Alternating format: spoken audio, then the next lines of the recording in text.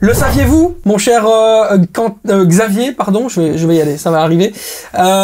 Tu vas nous faire plutôt découvrir un club qui a 0 joueur sous contrat. C'est incroyable cette histoire. Ouais, ça, ils ont que des joueurs de prêt et ils peuvent pas les garder plus de 18 mois. Donc toi, ils restent pas souvent longtemps en club. C'est un club en Corée du Sud, c'est Jimcheon Sangmu. Ils ont changé plusieurs fois de nom depuis leur création, parce qu'en fonction d'où ils sont localisés, Jimcheon, en fait, c'est une ville, et simplement, s'ils sont là-bas, s'ils sont dans une autre ville, ils changent de nom. Ça, c'est simple. Ils sont passés par Sangmu, Sangju. C'est bizarre. Ouais, ils changent de ville. En fait, c'est en Corée du Sud. C'est en Corée du Sud, et ils sont pas toujours à la même localisation, toi.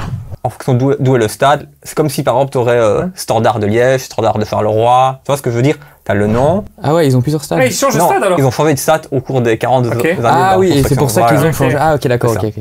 C'est un club, pour le moment, ils sont 3e dans leur championnat, à 4 points du leader, et ils ont un système de play-off aussi, comme un peu en Belgique. On divise pas les points par 2, mais avec un système de play-off à 4 points du leader, pourquoi pas rêver du titre? Mais surtout, le fait très important et très spécial de cette équipe-là, c'est l'équipe de l'armée de Corée du Sud, tout simplement.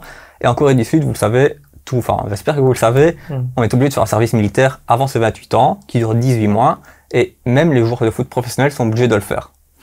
Donc en gros, quand on doit faire son service militaire, si l'entraîneur, le coach décide que tu es suffisamment apte à intégrer son équipe, tu peux faire ton service militaire dans l'équipe de l'armée pendant 18 mois.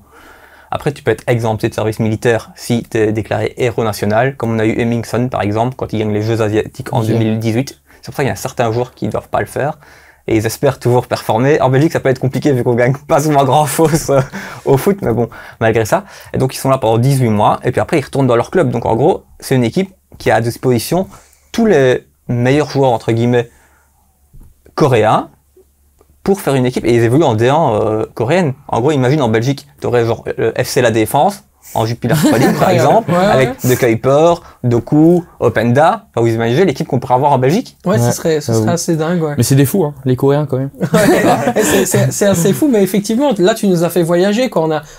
Quelle dissension par rapport au football européen, ça n'a rien à voir, quoi. C'est complètement différent. Ouais, je trouve que c'est bien de pouvoir permettre à tes joueurs professionnels de continuer, entre guillemets, leur carrière, et pas interrompre leur carrière pendant quasiment 2 ans. Donc, au final, ils continuent à performer plus ou moins à haut niveau. Et ça, je trouve que c'est quand même chouette de ce côté-là. Et peut-être que d'autres pays devraient s'inspirer à d'autres pays où il y a un service militaire, mais ça pourrait être sympathique, tu vois.